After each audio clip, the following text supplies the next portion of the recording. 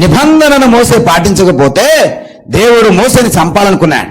మోసేని చంపాలనుకున్నప్పుడు ఈ అన్యురాలైనటువంటి సిప్పోరా, దేవుని యొక్క నిబంధన గురించి తెలియనటువంటి ఈ సిప్పోరా వెంటనే మేల్కొని ఒక పదునైనటువంటి రాయిని తీసుకుని వచ్చి తన కుమారుల ఇద్దరి సున్నతి అంటే ఆ చర్మాంగమును కట్ చేసి మోసే కాళ్ళ దగ్గర పడేసి ఇది మొదలుకొని నీవు నాకు రక్త సంబంధిమైనటువంటి పెనిమిటివయ్యావు.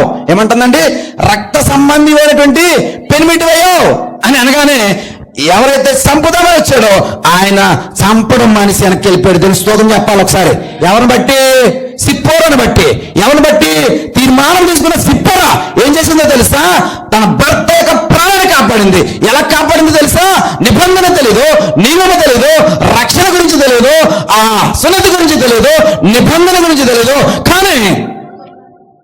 కానీ తీర్మానం ఏంటో తెలుసా? నా భర్తను కాపాడుకోవాలా, నా కొడుకును కాపాడుకోవాలా, నా కుటుంబాన్ని కాపాడుకోవాలా. ఆ ఒక్క తీర్మానమే ప్రియ సహోదరుడా సహోదరి మోసే ప్రాణాన్ని కాపాడింది.